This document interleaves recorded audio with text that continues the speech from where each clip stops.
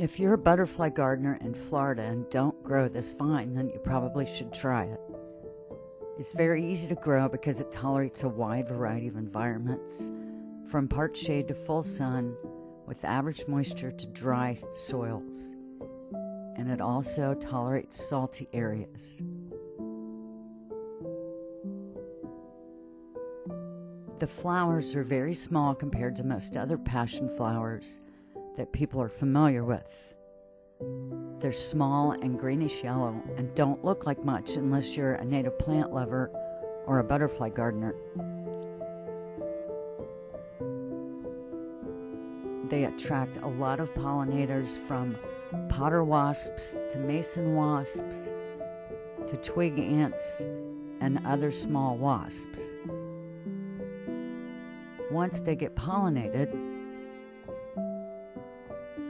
they develop small fruit that are green to start with, and when they're ripe, they turn purple. Wildlife really enjoy these fruit. The birds rely on these, and sometimes you'll see small mammals eating them.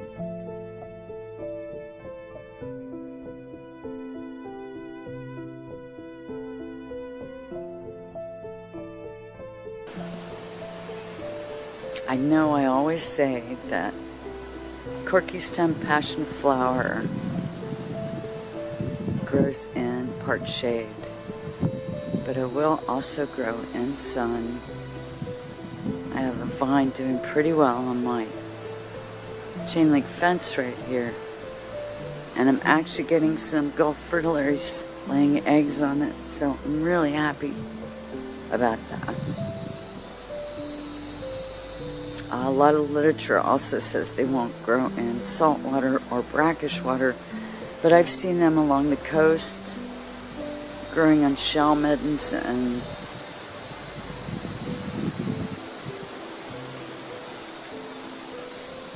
actually it wasn't brackish water, it was actually salt water near Jenkins Creek, so that's salt water.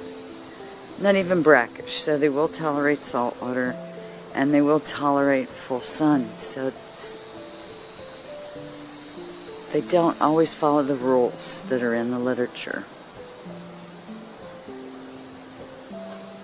So I'm pleasantly surprised that this Passiflora suberosa is enjoying the full sun spot in my yard, because it's getting loaded with fruit and the butterflies are laying eggs on it like crazy.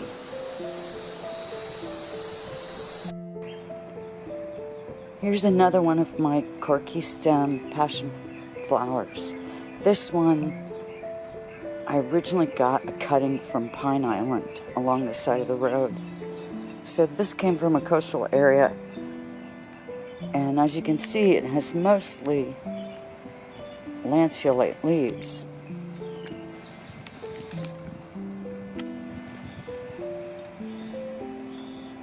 Down at the base, it does have some that are three-lobed,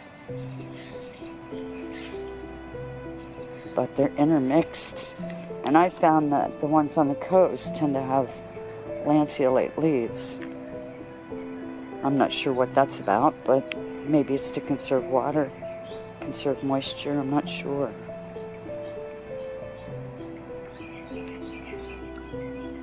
So this, I think, is probably the 6th vine I have on the property.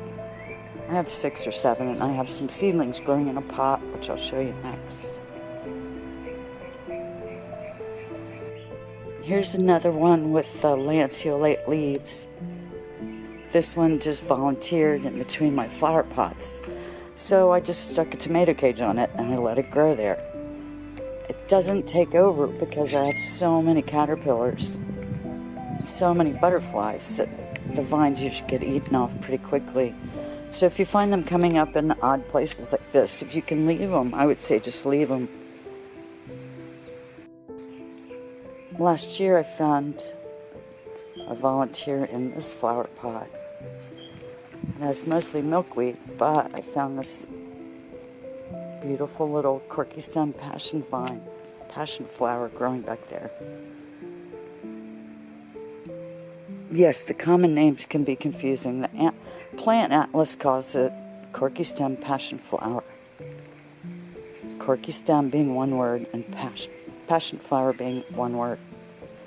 But you'll find it spelled and arranged all different sorts of ways. These are Corkystem Passionflower seedlings. And as I just said, some of them have lanceolate leaves and some have lobed leaves. And these I found just in different areas on the property after the birds had eaten the fruit and left droppings under a tree. I ended up with some volunteers, so I brought them over here. I always put them in a smaller pot. In my opinion, you can never have enough host plants for the caterpillars, so I never let one go to waste. So I'm always on the lookout for volunteers, and I find them in the funniest places. Here's a little passionflower volunteer right next to my stepping stone. So I'm assuming a bird gifted that to me. So if you know what the seedlings look like, you'd be amazed at how many you may find on your property. We have 3 butterflies in Central Florida that use Corkystem Passionflower as a host plant. One is called the Gulf fritillary. The next one is called a Julia.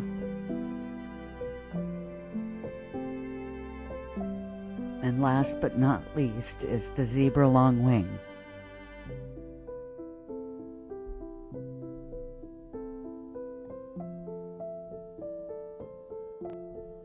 So Corkystem passionflowers aren't pollinated by butterflies, but they're pollinated by wasps and ants.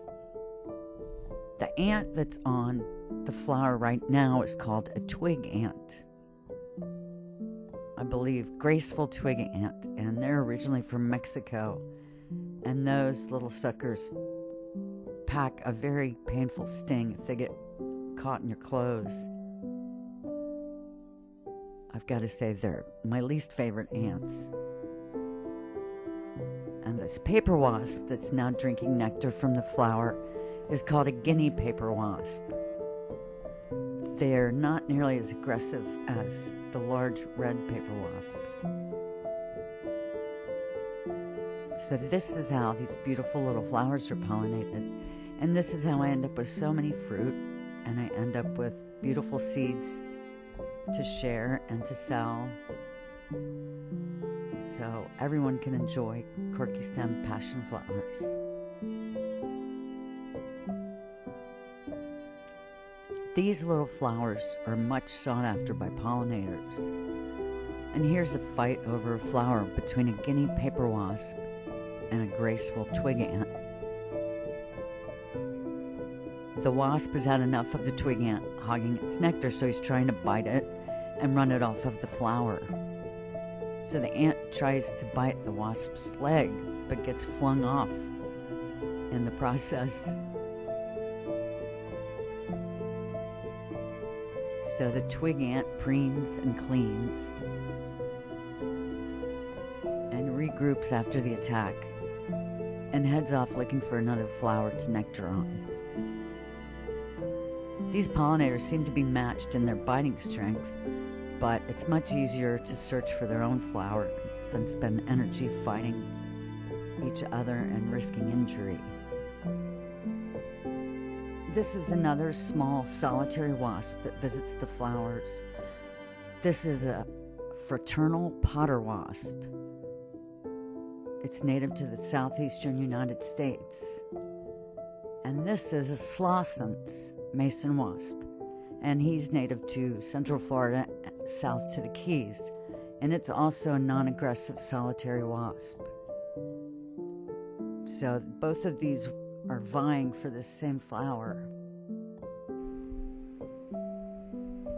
Here's another shot of the Slossens mason wasp. like most solitary wasps, they don't show any aggression toward people, and you can work in the garden around them, and they're usually really chill. They go about their business, and if you get in their way, they just move to another spot. They really love the nectar from the Corkystem Passionflowers. And I think they've just got the most unique shape with that super tiny waist and that very strange bloated abdomen. I think they're beautiful, but then again, I think all bugs are beautiful, so I'm a little different than the average person. I hope you find them beautiful as well, and I hope you learn to appreciate the many different pollinators that we have here in Florida.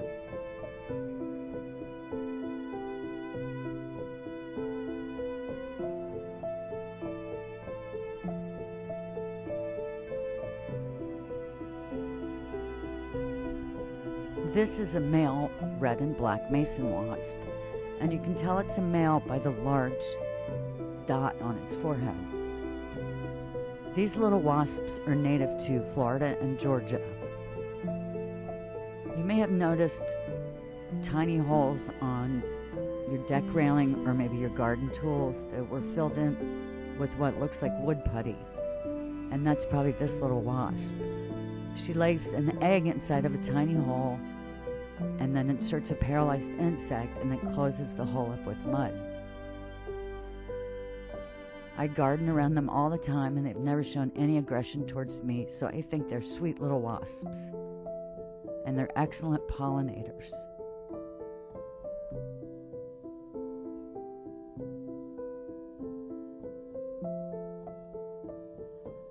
These are Gulf fritillary eggs. They're newly laid, so they're bright yellow. This is a mature Gulf fritillary caterpillar. It's in its last instar, and an instar is when the caterpillar grows too large for its skin, and it molts and sheds its outer skin. Most butterflies have 4 to 5 instars. This one is on his last instar, so he's going to find a nice secluded spot to shed his last skin, and then he will form a tough outer shell called a chrysalis. This is a Gulf fritillary chrysalis. And once the butterfly inside forms, it will emerge to be this beauty. Here's a Gulf fritillary with open wings. And here she is with closed wings, where you can see her beautiful silver spots.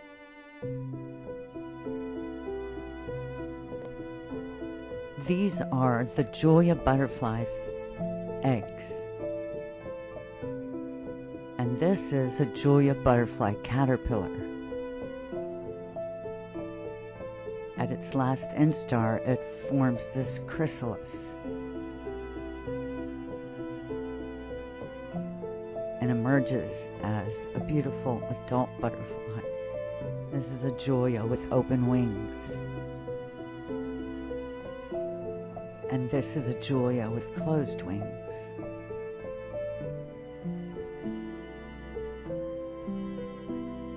These are zebra longwing eggs that have been freshly laid on a Corkystem Passionflower vine. This is a newly hatched zebra longwing caterpillar. It's extremely tiny at probably about a 1/16 to 1/4 of an inch in length. So it's a little difficult to see the actual colors on it. Once it grows larger and molts its skin in its next instar, it becomes more visibly white. This caterpillar is probably in its last instar, which is probably the 5th. So next it will molt, shed its skin, and then form a very hard outer shell called the chrysalis. This is a zebra longwing chrysalis. Once The adult emerges. This is a zebra longwing with open wings. And this is a zebra longwing with closed wings. Well, this is what the Corkystem Passionflower vine looks like once it's been eaten by a dozen or more caterpillars.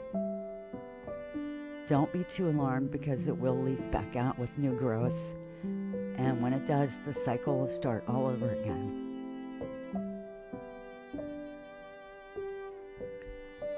Here are two Gulf fritillary caterpillars searching for some fresh leaves, but they're not going to find it, so they will have to settle for eating the green outer part of some of the fresh stems and maybe a few bites of one of the tough leaves, but they will be large enough to pupate into a chrysalis.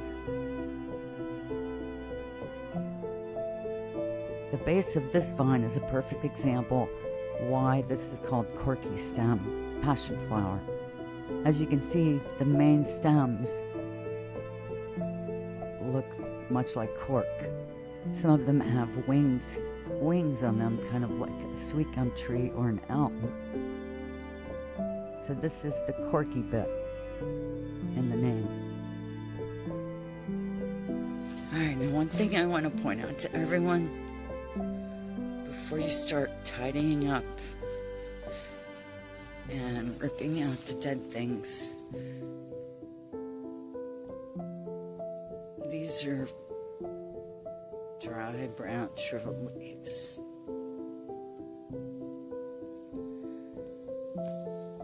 But Gulf fritillary chrysalises and zebra longwing chrysalises look like little dried leaves. So you have to be very careful. Either don't trim or wait until they emerge from their chrysalises. So I've carefully been just trimming some of this off with scissors. But just keep that in mind, because the insects are using it for camouflage. So a lot of chrysalises above and below ground look like natural materials, so be careful, because you could be destroying some of your emerging butterflies.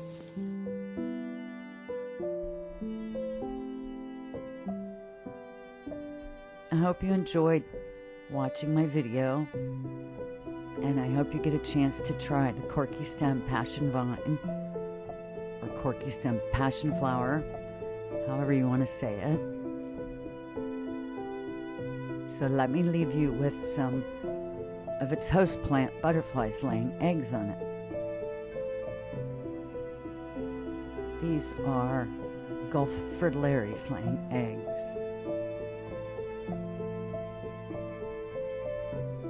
And this lovely lady is a zebra longwing. Enjoy your butterfly gardening. Enjoy your green space. And I'll see you soon.